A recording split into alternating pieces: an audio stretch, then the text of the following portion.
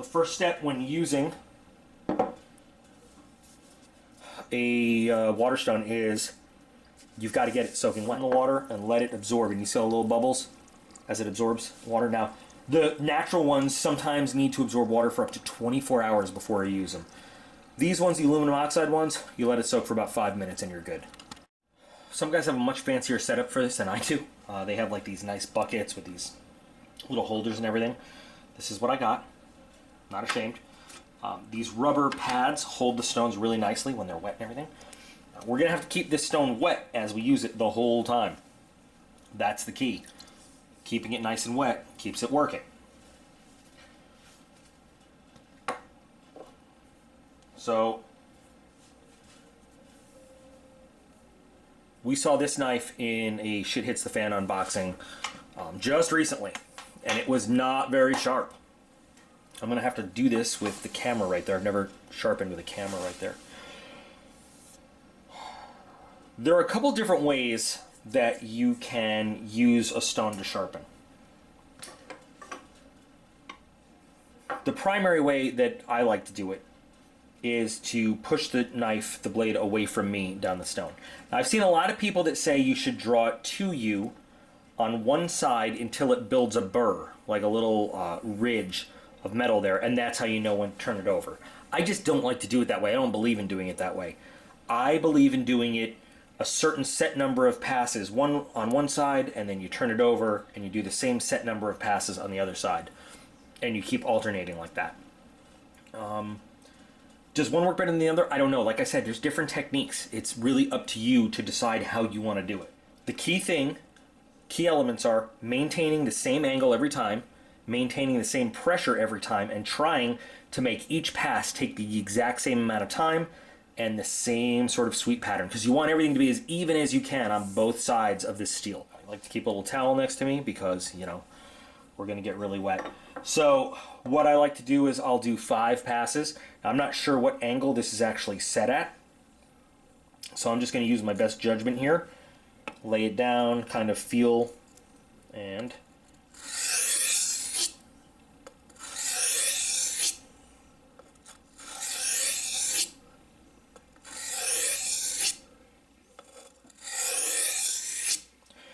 now, I don't know if you can notice, I wasn't pressing down into it. I wasn't pushing it, like digging it in. I was just letting it sit on the surface, and I was moving it. I was using my opposite thumb just as a guide to help it make that curve towards the tip. That's all I was doing. You don't want to put more pressure on the blade than you have to. You don't want to remove more material than you have to. The knife will decide how much material it needs to come off. You just want to guide it down the stone. And then we're going to turn it over and try to maintain that same angle.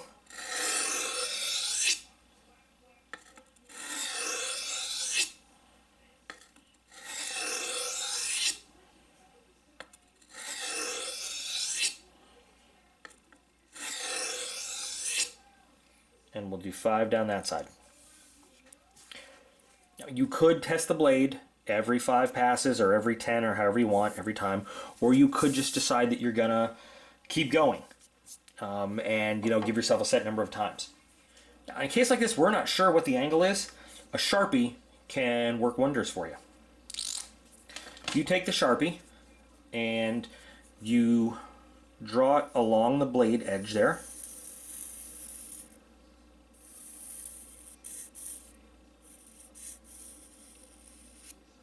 As we sharpen, if we're on the right angle, we will expose that metal, and that will let us know. That's not going to hurt our stone at all. It might mark up our stone a little bit, but it's not going to hurt the stone. And that's just one way we can tell. So let's see how we do there.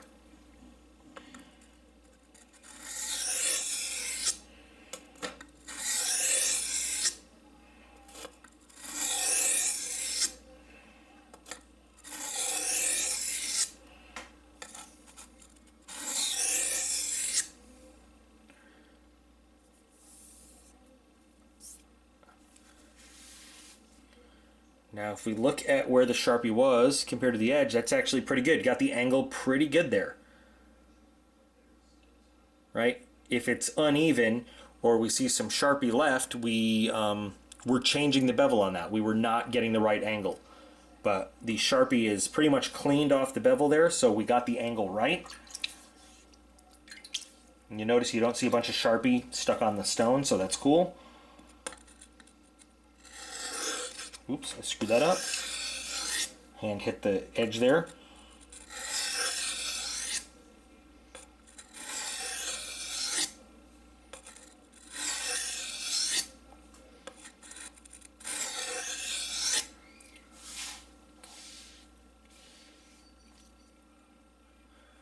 Like I said, in between, we just see how it's doing. When you feel like it's ready, you'll flip to the other side for the finer grit for some honing a little bit. Now I am going to leave this side here because that's one blade type. That's an easy blade type. Let's look at some of the other blade types we might have to do. A particular viewer asked if I would sharpen some Tonto blades for him. When you're dealing with a Tonto blade, it's really like sharpening two small blades. Well, you got this blade and you got this blade. So when we're doing Tonto blades,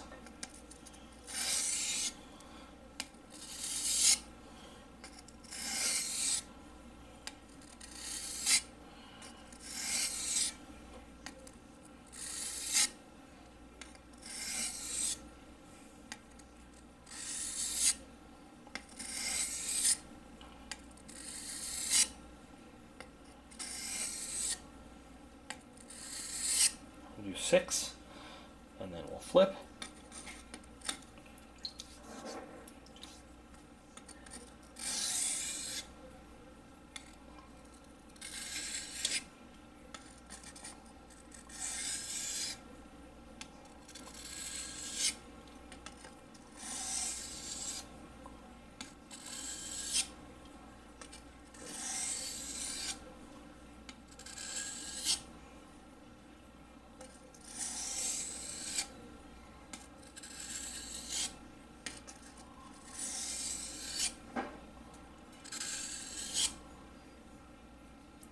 And that already is feeling a lot sharper than it was.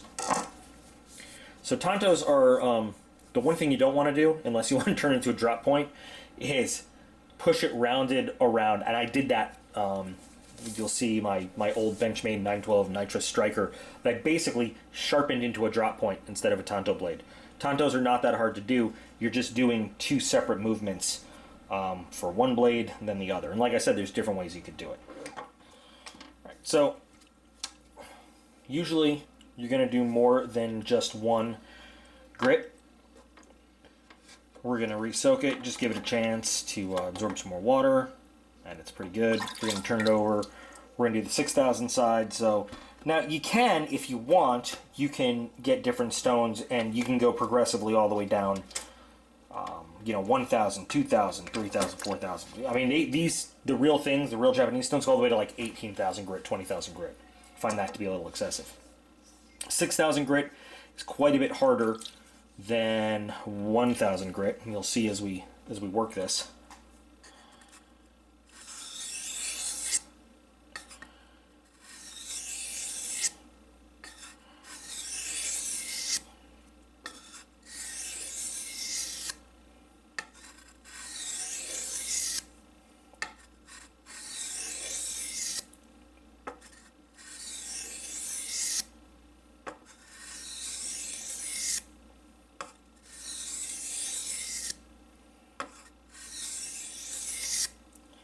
And that, probably can't see yet, but that is what really starts to take that edge to a polish.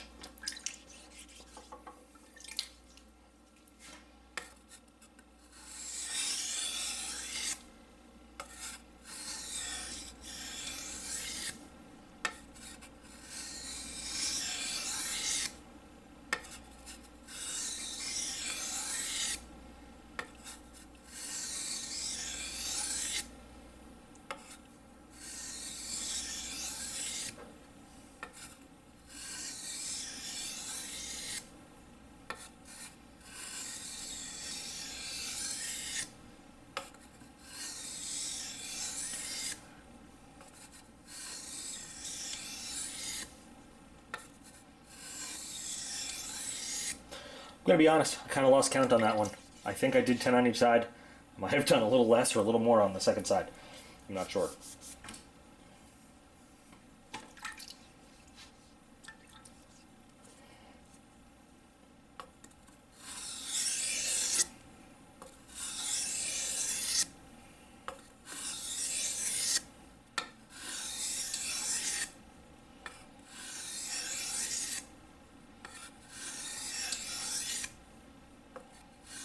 Using the Nagura stone, all you do is rub it along the length of the stone, and it basically erases all the metal fragments in there. I had done this, and I thought the camera was recording, and it wasn't, which is why it looks so clean right now.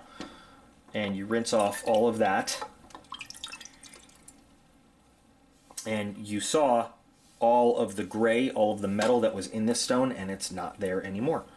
This is an important step to keeping your water stones ready for use, because like we saw on this guy, you do not want to get them all full of metal to where they no longer are functional and no longer have any room in the pores to shave metal off anymore. We'll do that to both sides just to make sure it's ready to go. Now you'll find that the coarser sides don't hold on to the metal fragments the way that the finer sides do, because the pores are much bigger. It lets that metal go a lot better as you're rinsing than the very fine surfaces do. Now, like I said earlier, later I will take this to the sink, I'll rinse it, give it a little soft toothbrush and some warm water and some dish soap just to make sure it's nice and clean. We'll rinse the stone here so that it's ready to go again. What we'll look at real quick, a pocket stone, because nobody's walking around with this in their pocket. You might have a stone like this as you're traveling. It's used the exact same way.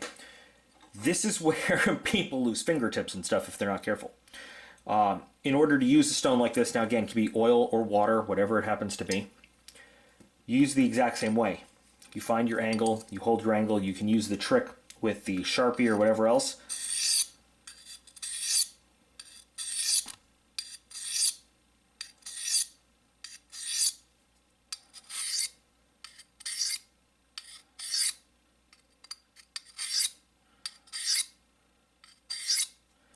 You just make sure that you're being very careful of fingers on the sides.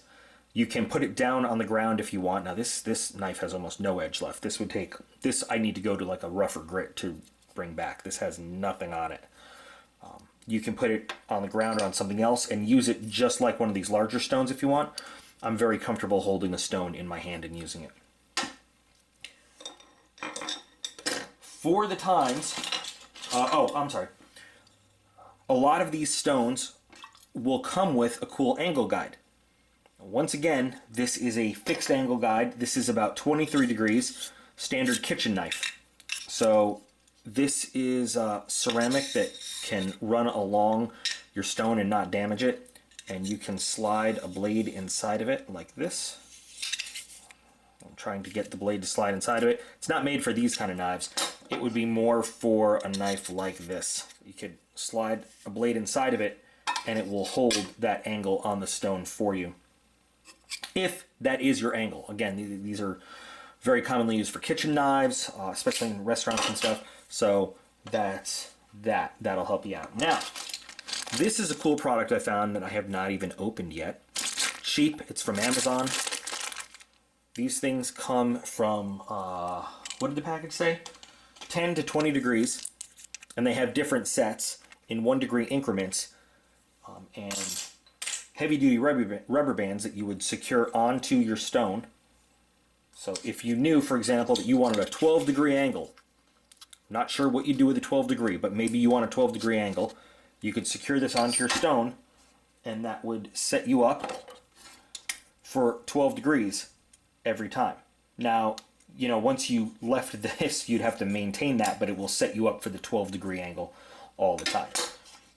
You can get this in, I think I saw they had 10 to 20, 20 to 30, and 30 to 40 or 45. Rarely are you going to see an angle greater than 45 on anything.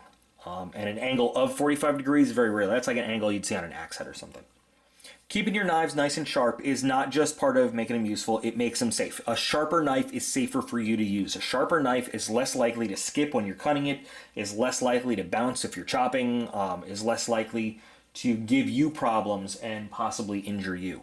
Also, it makes your life easier. A sharper knife is easier to cut with. I don't know if any of you guys watched the actual unboxing where this knife came in, May 2018, shit hits the fan. It was not in good shape. And after just a little bit of work with the stone there, it's ready to cut, actually cut stuff, rather than what it was doing in the video. And this is just, I mean, I didn't even really finish this. There's another step that we can take to really finish the edge, which is stropping. Let's talk about stropping. Stropping is where we take a piece of leather, usually leather, can be other things, and we take some polishing compound and we use it to pull that blade and basically just align those molecules. Is what it's doing, really. It's just aligning the particles on that edge. Using the compound really helps. Really all you do now is, this is the one where you pull backwards.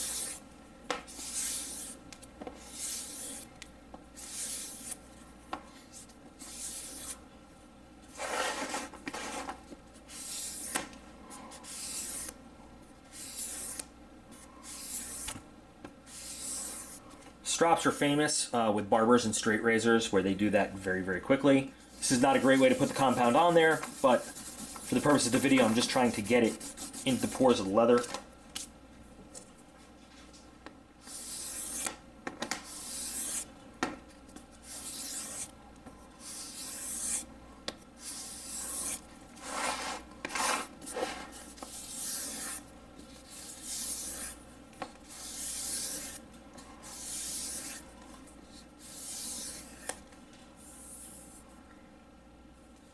You can see that edge starting to take on a really nice shine. That shine means that we're aligning all of the metal in that edge.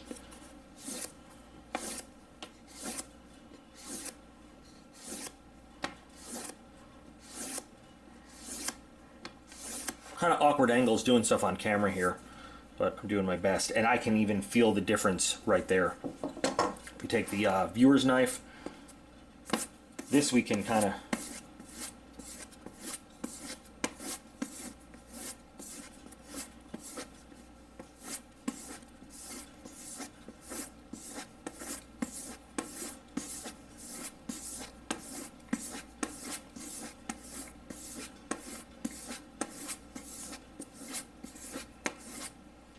maintain the same angle that you used while sharpening.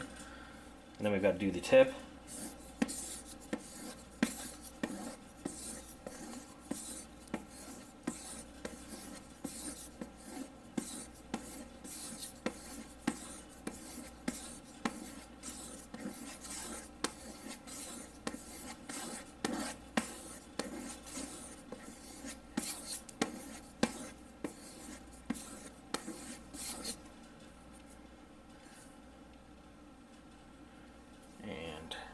See that edge. Nice finish on the edge there. Shouldn't have put the compound on that way, but I did. So, now it is what it is. Stropping itself is an art. The more time you're willing to spend on a knife, the more love you're willing to show it, the better the results will be. This little guy, I mean, he's nice and sharp. So, lots of different techniques, like I said, lots of different ways to get a knife in shape and keep it there.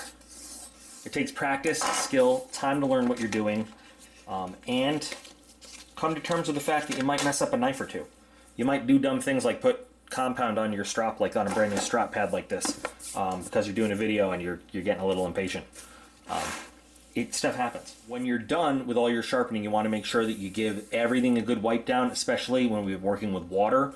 You want to make sure that everything's wiped clean, nice and dry. Your high carbon steels, maybe just give a little wipe with some oil if you're going to be putting them away for a while, if you're not actually going to be using them. Especially Damascus blades like this little guy, he needs to get a good wipe down to make sure that there's no rust that forms or anything when he's going to be put away. So anyway, I hope this answers a lot of the questions folks have had about sharpening. Again, this video could be super long. We could make it ridiculously long if we wanted to about all sorts of stuff. If you guys are interested in seeing me use the Lansky system, like for real, I'll do it. But again, Patty's Potato Peelers, he's got a lot of good videos on Lansky right now. If you guys want to see more sharpening with different stones, or if you want to, like, tell me if this is not what you were looking for. All I've heard is we want to see about sharpening. So, this is kind of really how I do it, the easy, quick way of how I do it. I just do it a lot. I do a lot of what you saw over and over and over. So remember the key things. Get to know the steels that you're working with. Get to know the different stones and tools. Make sure you're using the right tool for the right job. Steady, even angles on each side. Light, even pressure on each side to make sure everything is going symmetrical. Unless you have, I didn't cover like a chisel ground blade where you only have like an edge on one side or another. Maybe that'll be another video later on. Remember, your hand is not there to push the steel into the stone. It's just there to guide the steel along the stone. We let the stone do all the work. You hardly need any pressure at all. You just need enough pressure to keep the knife in contact with that stone the whole time. Keep it even on both sides for a nice even edge, for a nice razor sharp edge. Work your grit, lowest number to highest number. Finish off with a good strop if you have the capability to do it. For me, I love my knife collection. I mean, this channel started about, before we did any unboxings, before we looked at anything else. It was all about just simple, good to use in the field knives. To me, I really feel connected to my collection when I maintain them and take care of them, and I love sharpening knives. When I was deployed, it was one of my time-killing things to do. I would just sit there and sharpen a knife. I know that, getting a bunch of this kind of stuff together can be kind of expensive. So in the next big channel giveaway, which is going to be the 50,000 sub giveaway, we'll give away some of this very sharpening equipment. Some of the stuff that you see in front of you here, we'll give this stuff away. Some of it's just brand new, never even used. We'll give it away. And I hope that this is kind of what you guys wanted to see. Please feel free to tell me if this is not what you were looking for, if there's something specific you want to see, something special, something different. I will put together another video, and I promise it won't take me as long as I did this one. Keep them sharp, guys, because otherwise it's just a steel plank. All right? All right, you guys are all awesome. I appreciate every single one of you, and I will be back again real soon.